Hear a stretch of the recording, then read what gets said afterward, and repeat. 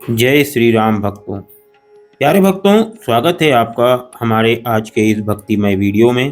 पिछले वीडियो में हमने श्री रामचरितमानस के बाल कांड के प्रसंग को समझते हुए यह जाना था कि प्रभु की कथा केवल सुनने के लिए नहीं बल्कि उसके भाव को अपने जीवन में उतारने के लिए है। हमने यह भी सीखा कि मनुष्य के जीवन में भक्ति, श्रद्धा और अच्छे आचरण का कितना महत्व है। उसी भाव और उसी सीख को हृदय में रखते हुए आज हम कथा को आगे बढ़ाएंगे। आज हम गोस्वामी तुलसीदास जी द्वारा रचित श्री रामचरितमानस के बाल कांड में दोहा 75 से 76 के बीच आने वाली चौपाइयों और दोहों का पाठ करेंगे और उनके भाव को सरल कथा के रूप में समझेंगे। हर चौपाई हमें कुछ न कुछ सिखाती है। कहीं प्रभु की भक्ति का संदेश मिलता है, कहीं अपने कर्मों को सुधारने की प्रेरणा मिलती है और कहीं यह समझ आता है कि जीवन में आने वाली परिस्थितियों को किस भाव से स्वीकार करना चाहिए। तो आइए पिछले प्रसंग से मिली सीख को अपने हृदय में रखते हुए प्रभु श्री राम का स्मरण करें और आज की इस पावन चौपाई की ओर आगे बढ़ें। आइए देखते हैं कि आज की चौपाई हमें क्या संदेश देती है और हमारे जीवन के लिए इसमें कौन सी अनमोल सीख छिपी हुई है। बोलिए सियावर रामचंद्र की जय, पवन सुत हनुमान की जय, गोस्वामी तुलसीदास की जय। कतहु मुनिन उपदेसहि ज्ञाना, कतहु राम गुण करहि बखाना। अर्थात भक्तों, भगवान शिव कहीं कहीं मुनियों को ज्ञान का उपदेश देते हैं। वे ऋषियों और साधकों को जीवन, आत्मा और ईश्वर के वास्तविक स्वरूप का ज्ञान समझाते हैं और कहीं भगवान शिव बड़े प्रेम से भगवान श्री राम के गुणों और उनकी महिमा का वर्णन करते हैं। यानी शिव स्वयं राम नाम और राम भक्ति में गहराई से लीन हैं। यद्यपि अकाम तदपि भगवाना, भगत बिरह दुख दुखित सुजाना। भक्तों, आगे की पंक्ति हमें यह बताती है कि यद्यपि भगवान शिव स्वयं पूर्ण हैं और उन्हें किसी वस्तु की कोई इच्छा नहीं है, फिर भी वे अपने भक्तों के दुख को देखकर स्वयं दुखी हो जाते हैं। भक्त और भगवान के बीच ऐसा प्रेम कि भक्त की पीड़ा भगवान के हृदय को भी स्पर्श करती है। भक्तों, माता सती के देह त्याग के बाद भगवान शिव संसार के मोह से विरक्त होकर विचरण कर रहे हैं। कहीं वे मुनियों को ज्ञान का उपदेश देते हैं तो कहीं बैठकर भगवान श्री राम के गुणों का गान करते हैं। यहाँ भगवान शिव का एक बहुत सुंदर रूप सामने आता है। वे स्वयं पूर्ण हैं, उन्हें किसी चीज की आवश्यकता नहीं है। फिर भी जब उनके भक्त किसी दुख में होते हैं तो उनका हृदय उस दुख को देखकर द्रवित हो जाता है। यही सच्ची भक्ति का संबंध है, जहाँ भगवान और भक्त के बीच केवल पूजा का संबंध नहीं रहता बल्कि प्रेम और अपनापन स्थापित हो जाता है। इस चौपाई की सबसे बड़ी बात है यद्यपि अकाम तदपि भगवाना। अर्थात भगवान को अपने लिए कुछ नहीं चाहिए, वे पूर्ण हैं, लेकिन भक्त के लिए उनका हृदय हमेशा करुणा से भरा रहता है। यानी सच्चा महान व्यक्ति वह नहीं जो केवल स्वयं सुखी रहे, बल्कि वह है जो दूसरों के दुख को महसूस करे। इस चौपाई से आज के जीवन में हमें शिक्षा लेना चाहिए कि आज के समय में हम अक्सर अपने सुख और अपनी परेशानियों तक ही सीमित हो जाते हैं। यह चौपाई हमें सिखाती है कि हमें दूसरों के दुख को भी समझना चाहिए। अगर हमारे आसपास कोई व्यक्ति परेशान है तो केवल यह कह देना कि यह उसकी समस्या है पर्याप्त नहीं होता। कभी उसके पास बैठना, उसकी बात सुनना और अपनी क्षमता के अनुसार सहायता करना भी बहुत बड़ी मानवता है। दूसरों के दुख को अपना समझकर महसूस करना ही सच्ची करुणा होती है। भगवान शिव स्वयं पूर्ण हैं, उन्हें संसार से कुछ पाने की इच्छा नहीं है। फिर भी जब कोई भक्त दुखी होता है तो उसका दुख भगवान के हृदय को भी स्पर्श करता है। यही भगवान और भक्त के प्रेम की सुंदरता है। आज हमें भी इस चौपाई से यही सीख लेना चाहिए कि जीवन केवल अपने सुख के लिए नहीं है। हमारे आसपास कोई दुखी हो तो उसकी पीड़ा को समझना, उसकी बात सुनना और जहाँ तक संभव हो उसकी सहायता करना भी एक प्रकार की भक्ति है। क्योंकि सच्ची भक्ति केवल भगवान के सामने सिर झुकाने में नहीं बल्कि भगवान की बनाई हुई इस सृष्टि के दुख को समझने में भी है। एहि विधि गयऊँ कालु बहु बीती, नित न होई राम पद प्रीति। अर्थात भक्तों, इसी प्रकार एक बहुत लंबा समय बीत गया। भगवान शिव निरंतर ज्ञान, भक्ति और प्रभु स्मरण में अपना समय व्यतीत करते रहे। समय बीतने के साथ भगवान श्री राम के चरणों के प्रति उनका प्रेम और भक्ति हर दिन और भी बढ़ती रही। उनकी भक्ति में कभी कमी नहीं आई, बल्कि प्रतिदिन नया अनुराग उत्पन्न होता रहा। नेमु प्रेम शंकर कर देखा, अविचल हृदय भगति के रेखा। आगे की पंक्ति हमें यह बताती है कि भगवान शिव के जीवन में नियम, प्रेम और भक्ति की अद्भुत दृढ़ता दिखाई देती है। वे अपने आराध्य के प्रति पूरी निष्ठा और प्रेम से जुड़े हुए हैं। उनके हृदय में भक्ति की रेखा अटल और स्थिर थी। परिस्थितियां बदल सकती थीं, समय बीत सकता था, लेकिन उनके हृदय की राम भक्ति कभी विचलित नहीं हुई।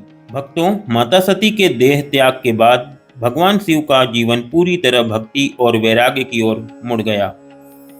समय बीतता गया, दिन बीते, महीने बीते और फिर बहुत लंबा समय गुजर गया, लेकिन एक चीज कभी नहीं बदली, भगवान श्री राम के चरणों के प्रति शिव का प्रेम। बल्कि समय के साथ यह प्रेम और भी गहरा होता चला गया। कहीं वे मुनियों को ज्ञान देते, कहीं राम के गुणों का गान करते और कहीं प्रभु का स्मरण करते। उनके जीवन में भक्ति केवल किसी एक समय की भावना नहीं थी, वह उनके जीवन का नियम और स्वभाव बन चुकी थी। यही कारण है कि उनके हृदय में भक्ति की रेखा कभी मिट नहीं सकी। यहाँ हमें निरंतर वाली भक्ति का दर्शन होता है। किसी काम को एक दो दिन करना आसान है, लेकिन वर्षों तक उसी निष्ठा और प्रेम के साथ जुड़े रहना कठिन है। भगवान शिव हमें बताते हैं कि सच्चा प्रेम और सच्ची भक्ति समय की परीक्षा में कमजोर नहीं होती।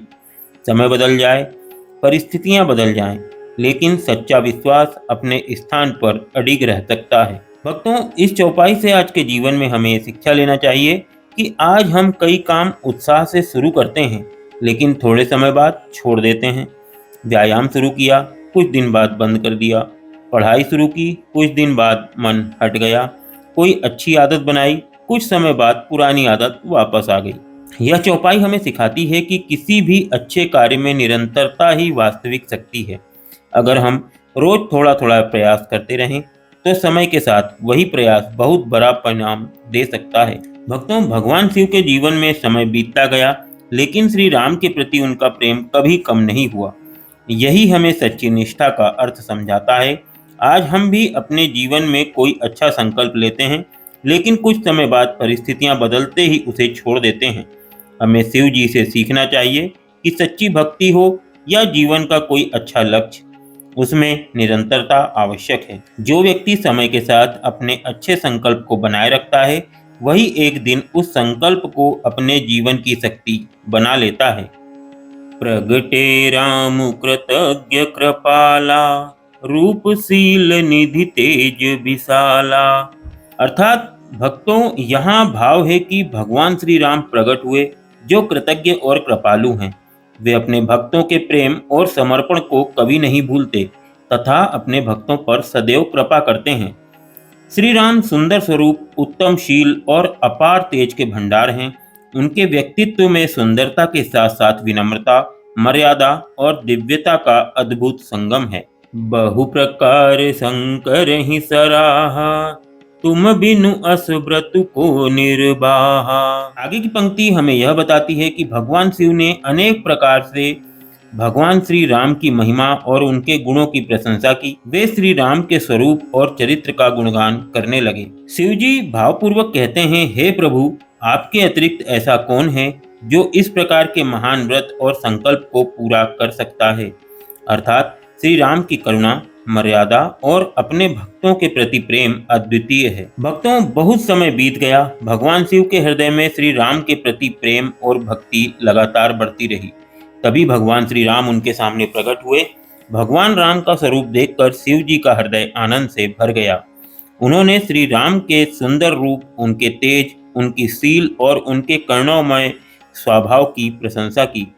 शिव जी जानते थे कि श्री राम केवल एक राजा के रूप में नहीं, बल्कि कृतज्ञ और कृपालु प्रभु के रूप में अपने भक्तों के हृदय में निवास करते हैं। इसलिए शिव जी श्री राम की महिमा का गुणगान करते हुए कहते हैं कि हे प्रभु, आपके समान अपने भक्त के प्रेम और उनके समर्पण का सम्मान करने वाला और कौन हो सकता है।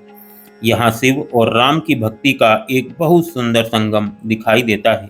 इस चौपाई में कृतज्ञता का विशेष संदेश मिलता है। भगवान श्री राम को कृतज्ञ कहा गया है, अर्थात जो किसी के प्रेम और उपकार को कभी नहीं भूलते। आज के जीवन में यह गुण बहुत महत्वपूर्ण है। हमारे जीवन में जिसने थोड़ा भी सहयोग किया हो, जिसने कठिन समय में हमारा साथ दिया हो, उसे उसके प्रति कृतज्ञ रहना चाहिए। कृतज्ञता मनुष्य के चरित्र को सुंदर बनाती है। इस चौपाई से आज के जीवन में हमें शिक्षा लेना चाहिए कि आज हम सफलता मिलने के बाद उन लोगों को भूल जाते हैं जिन्होंने हमारी मदद की थी। यह प्रसंग हमें सिखाता है कि जिसने हमारे कठिन समय में हमारा साथ दिया, उसके योगदान को कभी नहीं भूलना चाहिए। और केवल शब्दों में धन्यवाद देना ही नहीं, बल्कि समय आने पर उसके लिए खड़े होना भी सच्ची कृतज्ञता है। भक्तों, भगवान शिव श्री राम के सुंदर स्वरूप, उनके शील, तेज और कृपालु स्वभाव की प्रशंसा करते हैं। श्री राम का एक गुण विशेष रूप से हमें सीखने योग्य है, कृतज्ञता। जीवन में हम कितने भी ऊंचाई पर पहुंच जाएं, हमें यह नहीं भूलना चाहिए कि हमारी यात्रा में किन लोगों ने हमारा साथ दिया था। माता, पिता, गुरु, मित्र या कोई ऐसा व्यक्ति जिसने कठिन समय में हमारा साथ दिया हो और हमारा हाथ थामा हो, उनके प्रति कृतज्ञ रहना चाहिए, क्योंकि सफलता इंसान को बड़ा बना सकती है, लेकिन कृतज्ञता ही उसके चरित्र को महान बनाती है। बहुविधि राम सिवहि समुझावा, पार्वती कर जन्म सुनावा। अर्थात भक्तों, भगवान श्री राम ने भगवान शिव को अनेक प्रकार से समझाकर धैर्य दिया। उनके मन में जो पीड़ा और वैराग्य था, उसे शांत करने का प्रयास किया और उन्हें सांत्वना दी। इसके बाद भगवान श्री राम ने माता पार्वती के जन्म और उनके जीवन के उद्देश्य के बारे में भगवान शिव को बताया। उन्होंने संकेत दिया कि पार्वती का जन्म एक विशेष दिव्य उद्देश्य के लिए हुआ है। अति पुनीत गिरिजा के करनी, बिस्तर सहित कृपा निधि वरनी। अर्थात आगे की जो पंक्ति है वो हमें यह बताती है कि भगवान श्री राम ने माता पार्वती के अत्यंत पवित्र कर्मों और उनकी कठोर तपस्या की प्रशंसा की। उनका त्याग और भगवान शिव के प्रति उनका समर्पण बहुत महान है। श्री राम ने कृपा के सागर होकर माता पार्वती के उन पवित्र कार्यों और गुणों का विस्तार से वर्णन किया। उन्होंने शिव जी को समझाया कि पार्वती की तपस्या और भक्ति व्यर्थ नहीं गई है। भक्तों, भगवान श्री राम के सामने भगवान शिव का मन सती के वियोग से विरक्त था। तब श्री राम ने प्रेम पूर्वक शिव जी को धैर्य दिया। उन्होंने शिव जी को समझाया कि अब सती के वियोग की पीड़ा में डूबे रहने की आवश्यकता नहीं है। फिर श्री राम ने माता पार्वती के जन्म और उनके जीवन की पूरी कथा शिव जी को बताई। उन्होंने कहा कि पार्वती कोई साधारण कन्या नहीं है। उन्होंने भगवान शिव को पाने के लिए अत्यंत कठिन तपस्या की है और अपने जीवन के सुखों का त्याग करके अपने संकल्प को पूरा करने में लगी हुई हैं। श्री राम ने उनकी पवित्र तपस्या और भक्ति की प्रशंसा की और शिव जी को यह विश्वास दिलाया कि पार्वती का प्रेम और उनका तप सच्चा है। यहाँ भगवान श्री राम का एक बहुत सुंदर रूप सामने आता है। वे केवल भगवान ही नहीं, बल्कि एक ऐसे मार्गदर्शक भी हैं जो दुखी व्यक्ति को सही समय पर सही बात समझाते हैं। शिव जी के मन में सती के वियोग का भाव था, लेकिन श्री राम ने उन्हें भविष्य की ओर देखने का मार्ग दिखाया। इससे हमें यह सीख मिलती है कि किसी दुखी व्यक्ति को केवल चिंता मत करो कह देना पर्याप्त नहीं होता। कभी कभी उसे समझाना, धैर्य देना और सही दिशा दिखाना आवश्यक होता है। इस चौपाई से आज के जीवन में हमें यह शिक्षा लेनी चाहिए कि जब हमारा कोई अपना दुखी हो तो हमें उसकी भावनाओं को नज़रअंदाज नहीं करना चाहिए। उसकी बात सुनिए, उसे समय दीजिए और जब उचित लगे तो प्रेम पूर्वक सही रास्ता दिखाइए। और दूसरी ओर, जब जीवन में कोई कठिन समय आए तो हमें ऐसे व्यक्ति की सलाह स्वीकार करनी चाहिए जो वास्तव में हमारा हित चाहता हो। सही समय पर मिला सही मार्गदर्शन जीवन की दिशा बदल सकता है। भगवान श्री राम ने शिव जी के दुख को समझा और उन्हें धैर्य दिया। उन्होंने माता पार्वती के पवित्र जन्म, उनके कर्म और उनकी कठिन तपस्या का वर्णन करके शिव जी के मन में एक नया विश्वास जगाया। यह प्रसंग हमें सिखाता है कि किसी दुखी व्यक्ति को केवल उपदेश देने के बजाय पहले उसके मन को समझना चाहिए, और जब जीवन में हमें कोई सच्चा हितैषी सही दिशा दिखाए तो उसके शब्दों को खुले मन से सुनना चाहिए। कभी कभी एक सच्चे व्यक्ति के कुछ शब्द हमारे भीतर बुझते हुए विश्वास को फिर से जगा देते हैं। अब विनती मम सुनाहु शिव, जो मो पर निज नेहु रामा। अर्थात भक्तों, भगवान श्री राम विनम्र होकर शिव जी से कहते हैं, हे शिव, मेरी एक विनती सुनिए। यदि आपको मुझ पर अपना सच्चा प्रेम और विश्वास है तो मेरी बात को स्वीकार कीजिए। जाई विवाह शैल जहीं, यह मोहि मांगे देहु सिया रामा। श्री राम जी शिव से कहते हैं, आप जाकर पर्वतराज हिमवान की पुत्री पार्वती से विवाह कर लीजिए। यही मेरी आपसे विनती है। इसे मेरे द्वारा मांगी गई भेंट के समान स्वीकार कीजिए। भक्तों, भगवान श्री राम ने जब भगवान शिव को माता पार्वती की तपस्या और उनके पवित्र संकल्प के बारे में बताया, तब शिव जी के सामने अपनी विनती रखी। श्री राम ने बहुत प्रेम और विनम्रता से कहा, हे शिव, यदि आपके हृदय में मेरे प्रति प्रेम है और आप मेरी बात को स्वीकार करते हैं तो मेरी एक बात मान लीजिए। आप पर्वतराज हिमवान की पुत्री पार्वती से विवाह कर लीजिए। ध्यान देने वाली बात यह है कि श्री राम यहाँ किसी आदेश के रूप में बात नहीं कर रहे हैं, वे प्रेम पूर्वक विनती कर रहे हैं। और उनके शब्दों में यह भी भाव है कि पार्वती ने भगवान शिव को पाने के लिए जो तपस्या की है यह सच्ची है, और उनका विवाह केवल सांसारिक संबंध नहीं बल्कि एक दिव्य उद्देश्य से जुड़ा हुआ है। यहाँ भगवान श्री राम का विनम्र स्वभाव दिखाई देता है। वे भगवान शिव से कुछ कहते समय भी प्रेम और सम्मान के साथ अपनी बात रखते हैं। इससे हमें समझ आता है कि यदि बड़ा पद या बड़ी शक्ति होने पर भी विनम्रता हमें कभी भी नहीं छोड़नी चाहिए। किसी से अपनी बात मनवाने के लिए हमेशा अधिकार दिखाना जरूरी नहीं होता। प्रेम और सम्मान से कही गई बात कई बार अधिक प्रभाव डालती है। इस दोहे से आज के जीवन में हमें यह शिक्षा लेनी चाहिए कि घर में माता पिता हों, पति पत्नी हों, मित्र हों या कार्यस्थल पर सहकर्मी, यदि हम चाहते हैं कि सामने वाला हमारी बात समझे तो उसे आदेश देने के बजाय सम्मान और प्रेम से अपनी बात रखनी चाहिए। दूसरी सीख यह है कि किसी के जीवन के बड़े निर्णय में सलाह देते समय उसकी भावनाओं और परिस्थितियों का सम्मान करना चाहिए। विनम्र भाषा कमजोर व्यक्ति की पहचान नहीं है, यह मजबूत चरित्र की पहचान है। भगवान श्री राम स्वयं भगवान शिव से अपनी बात मनवाने के लिए आदेश नहीं देते, बल्कि प्रेम और विनम्रता से अपनी विनती रखते हैं। यही इस चौपाई की सुंदरता है। आज हम भी अपने जीवन में इस छोटी सी बात को अपना लें।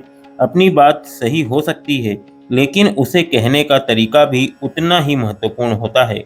अधिकार से कही गई बात सामने वाले को दूर कर सकती है, जबकि प्रेम और सम्मान से कही गई बात उसके हृदय तक पहुंच सकती है। इसलिए जीवन में जहां तक संभव हो, आदेश से पहले विनम्रता और तर्क से पहले प्रेम को स्थान दीजिए। मंगल भवन अमंगल हारी, द्रवहु दशरथ अजिर बिहारी। दीन दयाल बिरद संभारी, हरहु नाथ मम संकट भारी। अब कछु नाथ न चाहिए मोरे, दीन दयाल अनुग्रह तोरे। जेहि विधिनाथ होई हित मोरा, करहु सो बेगी दास मैं तोरा। भक्तों, आज के दोहे और चौपाइयों का पाठ यहीं समाप्त होता है। यदि वीडियो पसंद आया तो वीडियो को लाइक और चैनल को सब्सक्राइब जरूर करें। अगले दोहे और अगले पाठ और उनके हिंदी अर्थ तथा उनके जीवन उपयोगी अर्थों के साथ मिलते हैं अगले वीडियो में। तब तक के लिए सभी को जय श्री राम।